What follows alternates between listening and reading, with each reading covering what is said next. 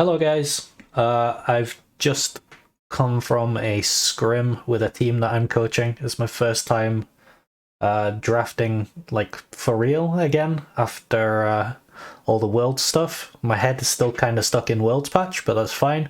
I just want to go over the drafts, or like the first two drafts of this series that I did, because it was really funny and it was a huge ego boost, which was nice. So a couple of things in context before we start the scrim. The AD carry was like a Draven one trick. All the players are like D1 master sort of level. So yeah, the AD carry is Draven one trick. They play a lot of Yuumi, and we don't play Senna Seraphine, so I wanted to ban that away. Our jungler is a Evelyn main, and our top is an Urgot main. So that's going to make a lot more sense when we're on the blue side here. So the enemy's banning out Eve and Urgot. They're just OPGG target banning without really thinking about it, and then they're banning out Aatrox. I think that's just a meta ban. Our top doesn't play a ton of Aatrox. Our top is more of a weak side tank player, but he does have some picks that he can play on strong side. Mostly Camille, Wukong, and Gwen. So because of this, one of the only champs that we actually flex in any of our roles right now is Sejuani, and obviously I really like Sejuani. I've talked a lot about R1 Sejuani flex as well. I think it's really good as a top jungle flex. So I started with B1 Sej. So my thought process going into the bans was that I wanted to cover Sylas. While Sylas is better into Maokai, it gives him a really good ult. Sejuani also gives him a really good ult, and then mid's most played was Sylas. So I got rid of Sylas, I got rid of their Draven, and I got rid of their Yuumi because we don't have the Senna Seraphine answer open to us, as it's not something that our players are particularly proficient at.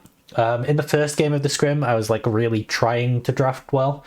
As the scrim progressed, I started having more fun and getting more experimental, which is how I'd normally treat scrims. I think losing scrims is fine and just try shit and practice shit.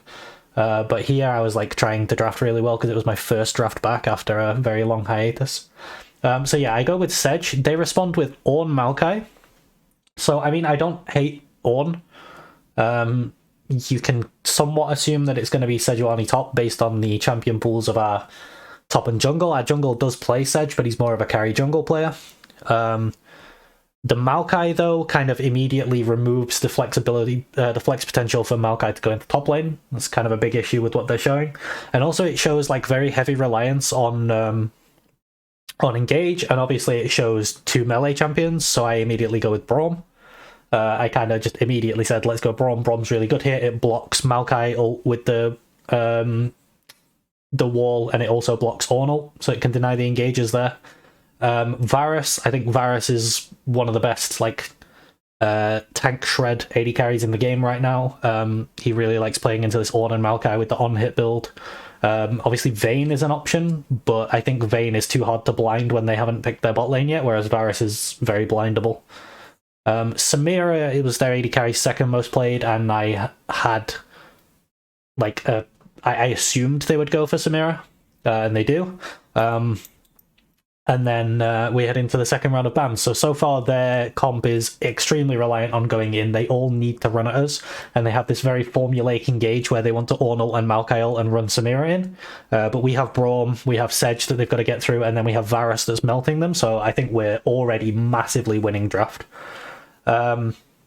In the second round of bans is where I make my first mistake. I identify that our disengage comp, is weak to a range theme. So I want to ban out Victor, but they actually ban out Victor before I get a chance to, which, you know, thanks very much. Then I ban out Anivia because I ran out of time thinking of what to ban instead of Victor, because the only other ranged, like high-ish range champ they played appeared to be Anivia to me, except I forgot, and this was my biggest mistake, I forgot about the new version of Syndra. The new version of Syndra, this pick for them here, is really, really good, actually. And by not banning that, it was a bit of a blunder from me. It would be way better for me to ban that than Anivia.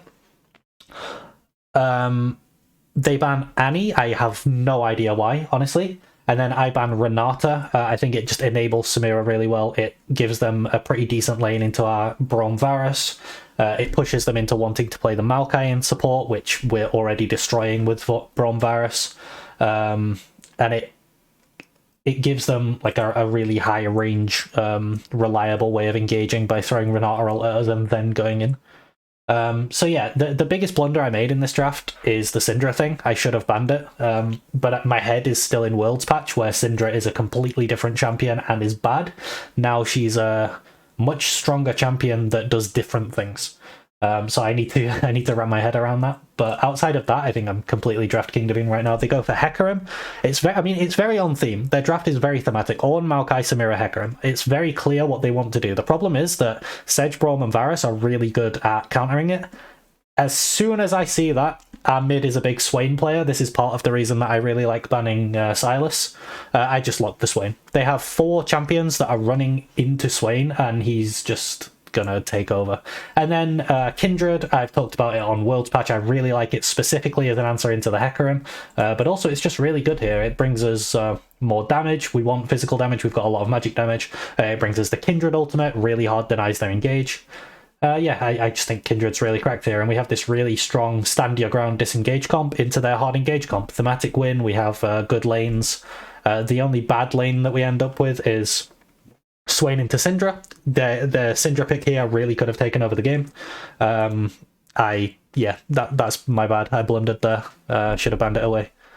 But yeah, game 1 was a really hard draft win. The game reflected the draft. It was very easy for us to just get through lanes, make it to the point where fights happened, and they simply could not fight us. It was a very, very easy win.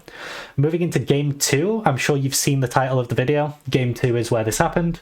They actually surrendered the draft and said, you guys win this game of scrims, let's start a new draft, which is something that has never happened to me before. So it was a huge ego boost. So this time we're on red side. I keep the same bans. I go with Draven, Yuumi, Sylas. They keep the same bans. They go with Eve, Urgot, Aatrox. Okay. They end up B1ing Kai'Sa. Now, I think this is really odd. I don't know why they would B1 Kai'Sa.